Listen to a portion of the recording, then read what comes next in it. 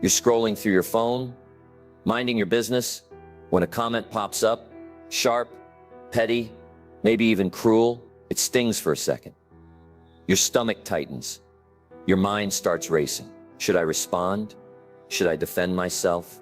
Why would they even say that? Or maybe it's not online. It's at work.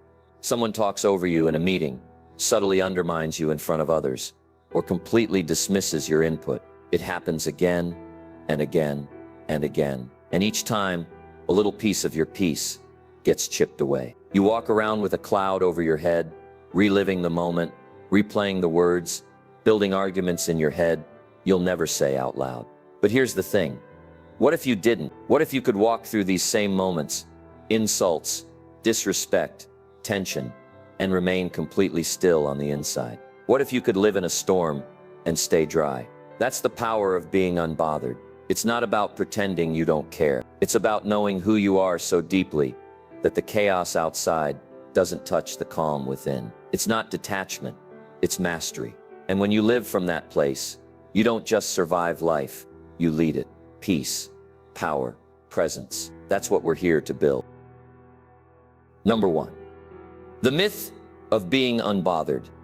Being unbothered has become a trendy concept, often glamorized on social media through quotes, memes, and aesthetic videos of people walking away from drama with sunglasses on and a perfectly timed breeze.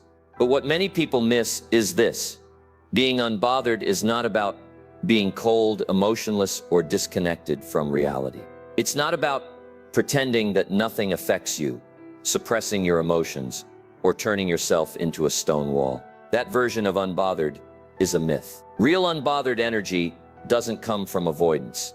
It comes from awareness. It's not the absence of emotion. It's the presence of emotional intelligence. It's knowing how to feel deeply without letting every feeling drag you into reaction. There's a difference between emotional self-regulation and emotional suppression. Suppression is when you push everything down, pretend you're fine, and ignore what's happening inside. It looks strong on the outside, but creates internal chaos. That approach is a ticking time bomb. Emotional self-regulation, on the other hand, is conscious. It means acknowledging your emotions, anger, disappointment, sadness, even embarrassment, without letting them hijack your behavior. You don't deny how you feel, you own how you feel. And in owning it, you regain control. Being unbothered is more about internal mastery than external silence. It's about choosing your response instead of reacting on impulse. It's walking into a room where someone may not like you and still carrying yourself with grace, not because you're trying to prove a point, but because their energy has nothing to do with your value. It's hearing criticism, evaluating whether it's useful, and either applying it or letting it roll off your back. It's knowing that your worth, your peace, and your presence are not up for negotiation based on someone else's behavior. This idea isn't new. The Stoic philosophers, like Marcus Aurelius and Epictetus, spoke about the importance of focusing only on what is within our control. They taught that we should not be disturbed by external events, but instead master our perceptions of them. Modern mindfulness builds on that same foundation, encouraging us to become observers of our thoughts and feelings instead of slaves to them. Even contemporary psychology emphasizes the power of resilience, the ability to adapt, recover, and stay mentally flexible in the face of adversity. At the heart of all of these disciplines is the same message. You cannot control the world, but you can control how you move through it. So when we talk about being unbothered, we're not talking about indifference. We're talking about intentional calm. We're talking about the strength it takes to stay centered when life tries to pull you in every direction. It's not always glamorous. Sometimes it means staying quiet when you want to shout. Sometimes it means walking away from arguments you could easily win. But that's the paradox of peace. It often looks like surrender to others, when really it's the most powerful form of control. Number 2, why we get bothered. To understand how to become unbothered, we first need to understand why we get bothered in the first place. It's not as simple as someone being rude or a situation going badly. What actually unsettles us happens beneath the surface. It's internal, not external.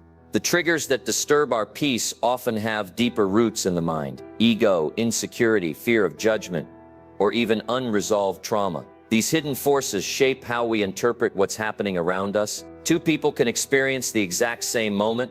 One shrugs it off, the other stews in resentment or spirals into anxiety. The difference isn't in the event, it's in the interpretation. Ego is one of the biggest culprits. The ego wants to protect our image, our sense of identity, our pride. So when someone insults us, disrespects us, or even slightly contradicts us, it feels like a personal attack, even when it's not. The ego flares up and says, you can't let them talk to you like that, or they're trying to make you look small. The result is defensiveness, anger, or overthinking, because we feel the need to defend a version of ourselves that's tied to how others see us. Closely tied to ego is insecurity. When we're unsure of our worth, every little comment or gesture can feel like a confirmation of our worst fears, that we're not good enough, not smart enough, not likable enough. A passing glance becomes rejection. A delayed reply becomes abandonment. That's the mind trying to fill in the blanks with a story that matches our internal fear. Fear of judgment is another powerful trigger. As social beings, we are wired to care about how we're perceived. From an evolutionary standpoint, belonging to a group was crucial to survival. Being rejected meant isolation, and isolation often meant death. Even though we're not in tribal danger today, that wiring still lives in us. We fear disapproval, criticism, or ridicule because it threatens our sense of safety. This is why public speaking, posting online, or simply being different can feel terrifying. Our nervous system interprets judgment as a threat, and our body reacts accordingly with anxiety, withdrawal, or aggressive overcompensation. On top of that, we're often dealing with invisible baggage, traumas and past experiences that have taught us to be hyper alert to threats. Maybe you were ridiculed as a child, or constantly made to feel invisible in your family. Maybe you were bullied, betrayed, or rejected. These experiences don't disappear just because time passes. They imprint patterns into the brain. Over time, those patterns become automatic. You flinch not because of what's happening now, but because your nervous system remembers what happened then. Your body reacts faster than your conscious mind can keep up. This is how overreactions happen, not because you're weak, but because your brain has learned to overprotect you. Psychologically, these reactions are often shaped by something called cognitive distortions, mental habits that twist reality. We might catastrophize. This one mistake will ruin everything. Personalize. They didn't say hi, so they must be mad at me. Or mind read. I know they think I'm not good enough. These distortions happen so quickly we don't notice them, but they fuel emotional turbulence. Add to that emotional contagion, the phenomenon where we unconsciously absorb other people's emotions, and it becomes easy to lose our calm. Someone else's anger, sarcasm, or panic can infect our nervous system before we even realize what's happening. Mirror neurons in our brain are designed to pick up on the emotional states of others. It's part of what makes us empathetic, but it also makes us vulnerable to emotional chaos, especially when we haven't developed the habit of stepping back and observing rather than absorbing. All of this explains why we often react before we reflect. Why one tiny comment can ruin our entire day. Why someone else's bad mood becomes ours. Why we feel shaken by things that, on the surface, seem minor. It's not weakness, it's wiring. But the good news is that wiring can be rewired. The patterns that lead us to be constantly bothered can be interrupted, reshaped, and transformed. The first step is understanding them, because once you see that your emotional reactions are often echoes of old wounds, misperceptions, or inherited behaviors, you stop giving them full control. You stop confusing the trigger with the truth. And that awareness alone is the beginning of freedom. Number 3, the core mindset shift: internal versus external control. If there's one mindset shift that transforms how bothered or unbothered you are by life, it's this: understanding the difference between what you can control and what you can't. Psychologists call it the locus of control. People with an internal locus of control believe they have the power to influence their outcomes through their actions, decisions, and mindset. Those with an external locus of control believe that life happens to them. They are at the mercy of luck, other people, and circumstances. The truth is, we all fall somewhere on that spectrum, but the more you shift toward an internal locus of control, the more mentally bulletproof you become. Because now, instead of obsessing over what they said, what didn't happen, or how unfair the situation feels, you turn inward and ask, what can I do with this? How do I want to respond? Stephen Covey, author of The 7 Habits of Highly Effective People, introduced a concept that illustrates this perfectly. The circle of concern versus the circle of control. Your circle of concern includes everything you worry about. What people think of you, how others behave, the economy, the weather, the news, your past. It's huge.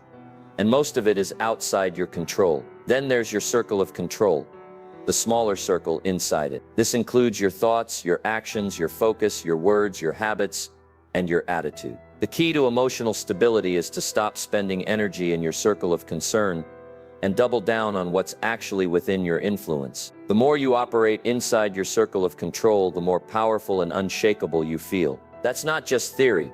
It's practical, radical self-leadership. Consider the story of Viktor Frankl, a neurologist and Holocaust survivor who endured the unimaginable cruelty of Nazi concentration camps. Everything, his freedom, his family, his physical comfort, was taken from him. But in the darkest of conditions, he discovered the one thing they couldn't take: his ability to choose his response. In his book, Man's Search for Meaning, Frankl wrote, "Everything can be taken from a man but one thing, the last of the human freedoms, to choose one's attitude in any given set of circumstances." He realized that between what happens to us and how we respond, there is a space, and in that space lies our power. You don't need to experience something that extreme to apply this mindset. Think of someone in your own life who just seems grounded no matter what. Someone who doesn't get dragged into drama, who stays calm under pressure, who handles rejection or setbacks with grace. That's not luck. That's inner discipline. They've likely mastered the art of returning again and again to their circle of control.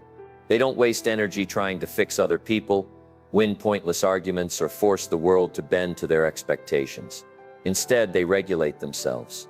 They stay aware of their internal state. They act from choice, not reaction. That's what makes them magnetic and hard to disturb. When you stop trying to control the uncontrollable and instead pour your energy into mastering yourself, you become a force. You begin to see challenges not as personal attacks but as tests of your discipline. People's opinions lose their sting. Chaos doesn't shake you because your center is not out there. It's in here. And the more you practice living this way, the more natural it becomes. You become the calm in the storm. Not because the storm disappears, but because you've learned how to stay rooted while it rages. That's the shift.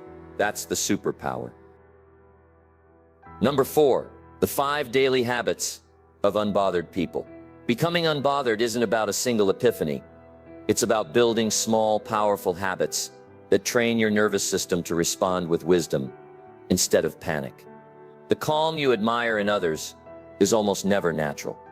It's cultivated, and it begins in the details of daily life. These 5 habits don't just make you more peaceful, they make you resilient. They help you take back your power, moment by moment, choice by choice. The first habit is intentional solitude and mental clarity. Unbothered people spend time with their own thoughts, not in a distracted, scrolling kind of way, but in genuine solitude. They give their mind space to process and reset. Whether it's 10 minutes of stillness in the morning, journaling at night, or a walk with no phone, they create room between themselves and the noise of the world. This clarity becomes their internal anchor. When you carve out quiet time, your mind stops running on autopilot and starts reflecting. You begin to see which thoughts are yours and which ones were planted by stress, by social media, by other people's drama. Solitude helps you return to your center, and when you're centered, you're much harder to shake. Mental clarity gives you an emotional buffer. Instead of being yanked around by every irritation, you move with intention. Unbothered people don't escape life. They face it calmly because they've already met themselves in silence.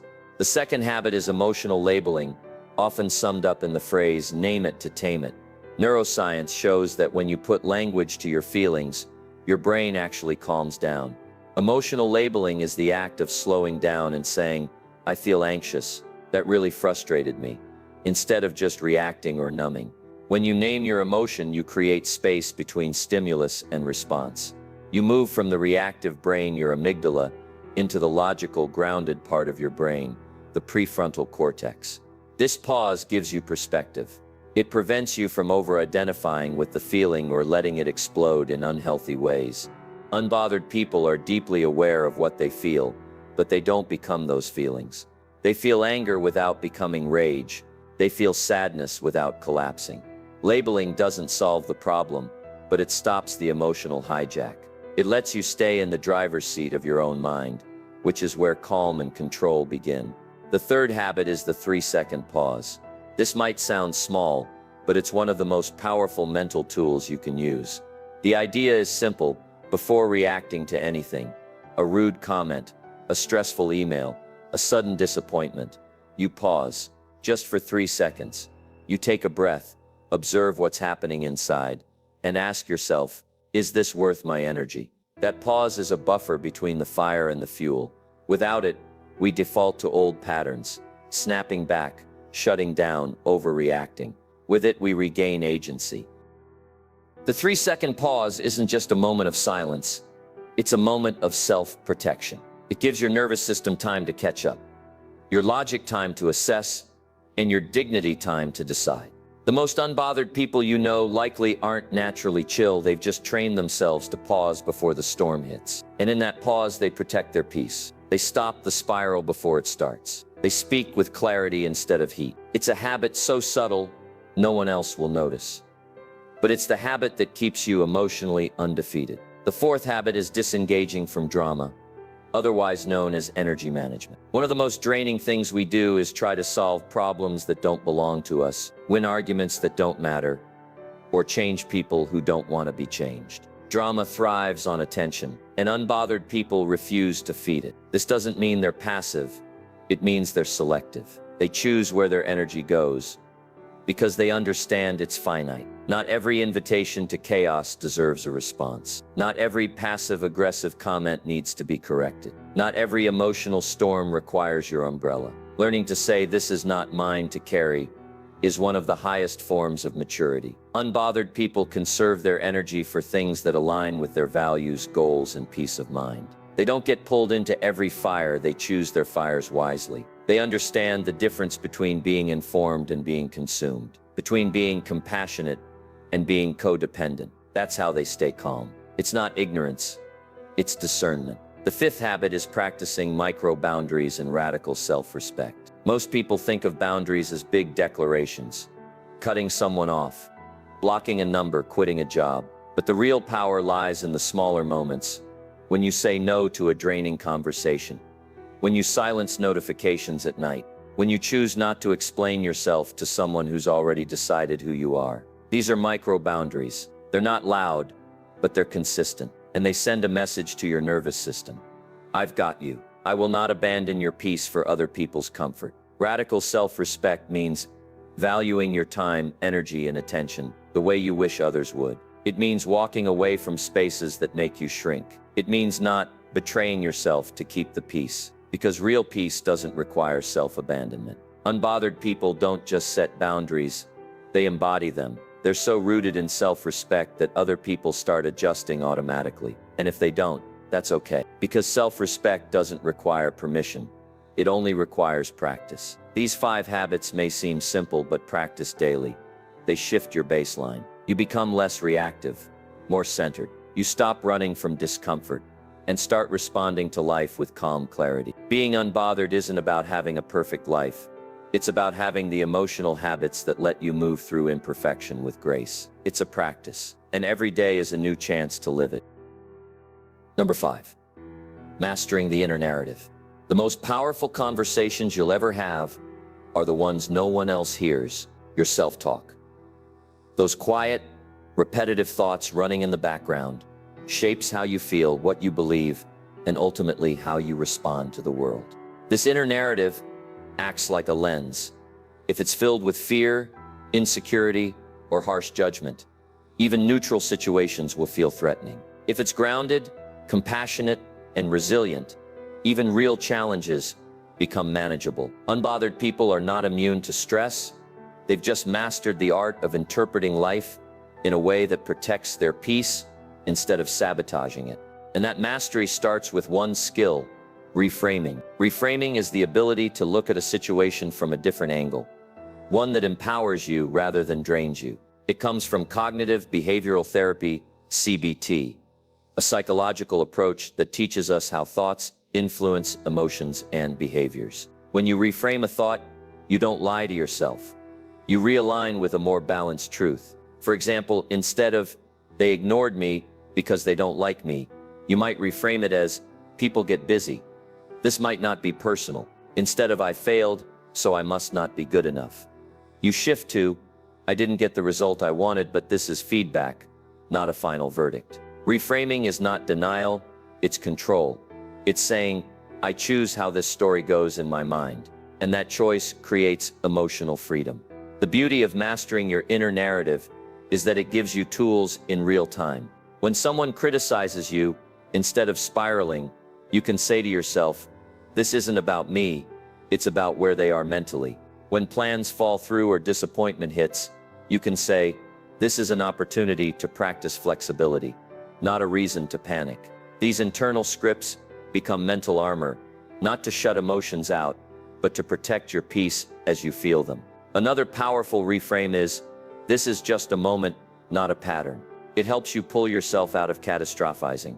Or, "I've handled hard things before, I can handle this too," which reactivates your self-trust instead of helplessness. The goal isn't to become a robot who feels nothing. It's to become a leader of your own mind. Because every time you let your inner critic run wild, you hand your power over to fear. But every time you intercept those old stories and rewrite them in a calm, grounded voice, you strengthen your inner stability. You remind yourself, "I am not my thoughts.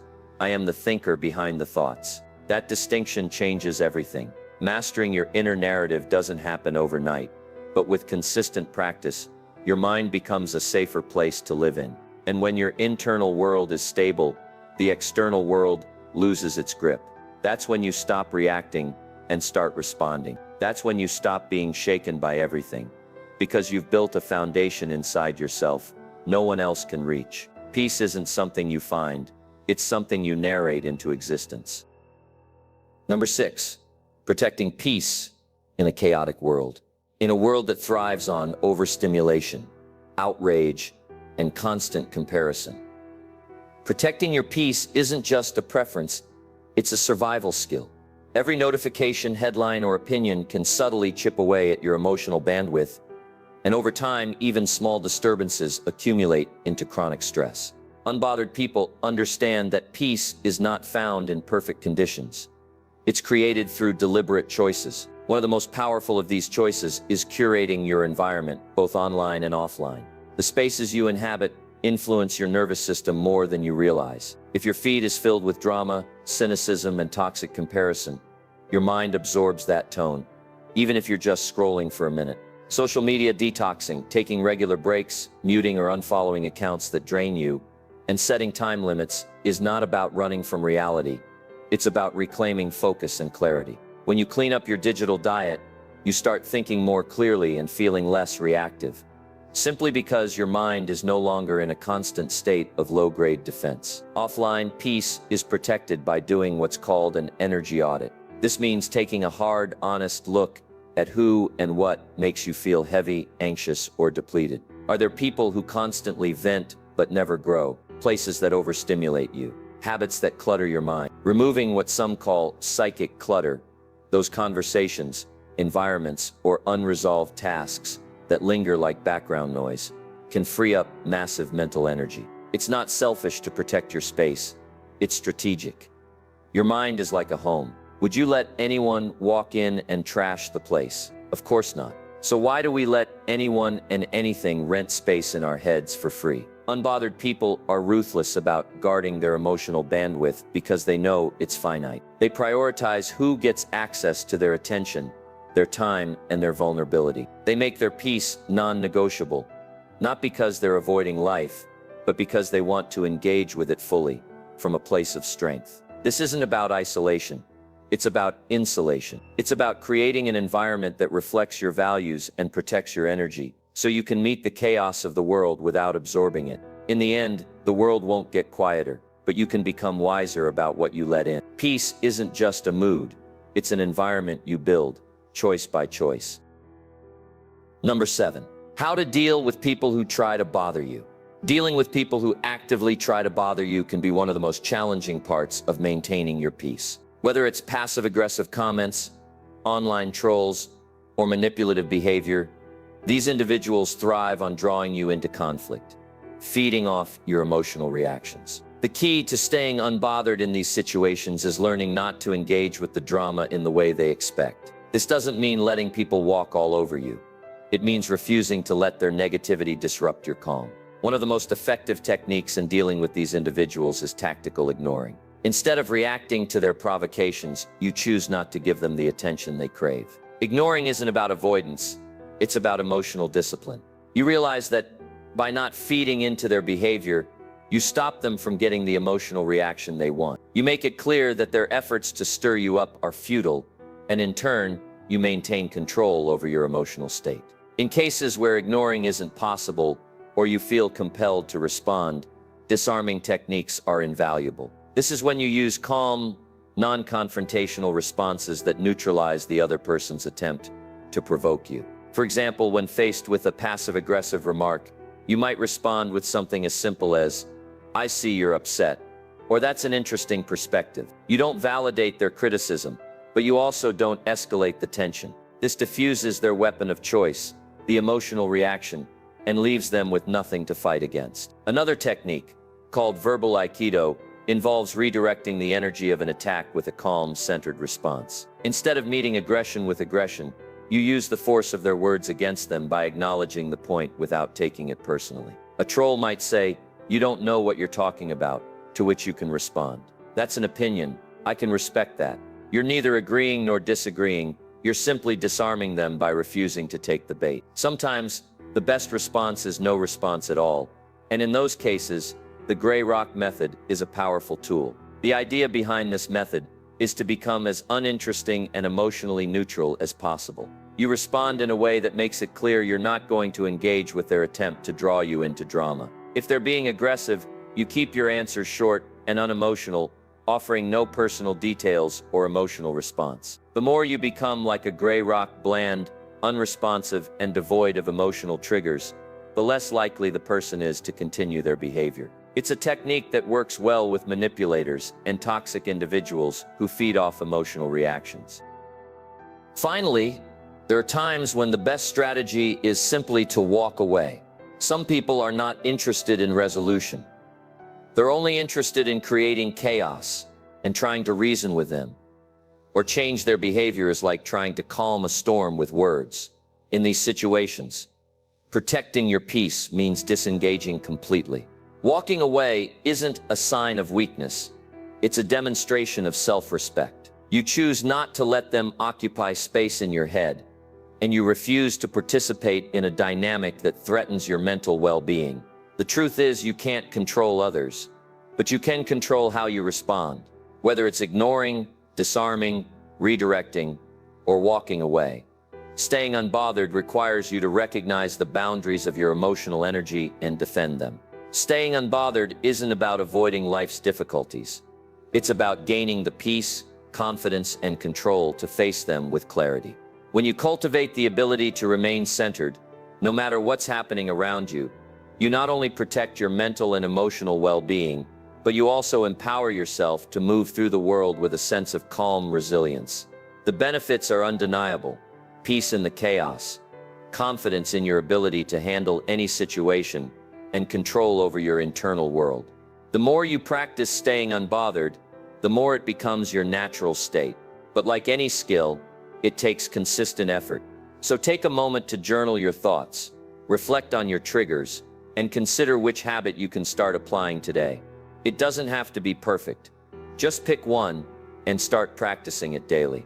Over time, you'll notice that the small changes lead to big shifts in how you respond to life. Remember the words of the great philosopher Epictetus: "It's not what happens to you, but how you react to it that matters." The world will continue to throw challenges your way, but by mastering the art of staying unbothered, you can create a life where your peace is non-negotiable. You have the power to choose how you respond. So choose peace, choose calm, and choose resilience. Start today, and let your inner strength shine through.